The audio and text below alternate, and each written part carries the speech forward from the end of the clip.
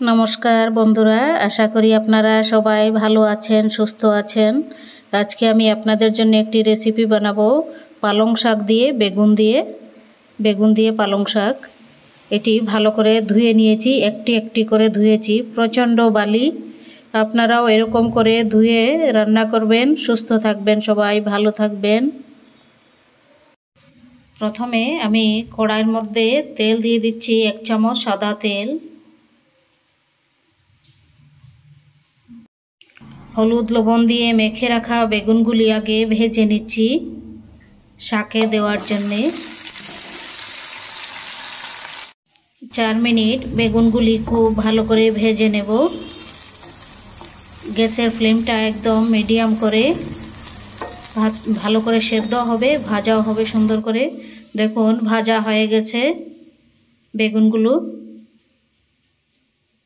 এবার আমি শাকটি দেওয়ার জন্যে কড়ার মধ্যে তেল দিয়ে দিচ্ছি, আরও 2 চামচ।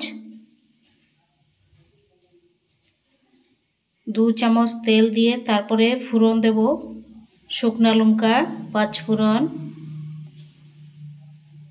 এই যে শুকনো লঙ্কা 5 ফোড়ন দিয়ে দিচ্ছি। এবার দিয়ে দিচ্ছি আদা কুচি, 3 ভাগের 1 ভাগ। ওগুলো অল্প হালকা ভেজে নিচ্ছি। ভাজার পর শাকগুলি দিয়ে দেবো তার মধ্যে।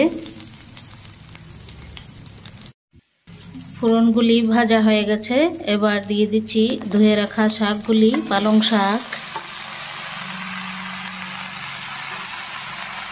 পালং শাকের মধ্যে লবণ দিয়ে দিচ্ছি আধা চামচ, আধা চামচেরও কম। লবণে শাক বেশি দিলে তেতো হয়ে যাবে। এবার দিয়ে দিচ্ছি সামান্য একটু জার্মস মরার জন্যে হলুদ। শাকে হলুদ দিতে নেই। এবার এটি 3 মিনিট ভালো করে ঢাকা দিয়ে রেখে দেব, গ্যাসের ফ্লেমটি লো করে।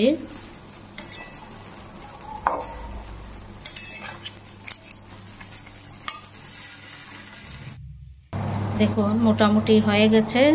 এখন দিয়ে দিচ্ছি আমি কাঁচা লঙ্কা। কাঁচা লঙ্কা আগে দিলে বেশি ঝাল হয়ে যাবে শাক।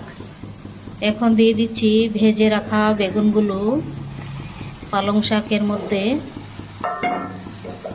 পালং শাক বেগুন দিয়ে প্রচণ্ড সুস্বাদু, খুব টেস্টি হয়। এরকম করে রান্না করে খেয়ে দেখবেন। নিরামিষ, পেঁয়াজ রসুন দিবেন না, খুব টেস্টি লাগবে খেতে। আমার চ্যানেলটি আপনারা সাবস্ক্রাইব করবেন, লাইক করবেন, শেয়ার করবেন, কমেন্ট করবেন। কমেন্ট করে জানাবেন কেমন হয়েছে পালং শাক বেগুন দিয়ে।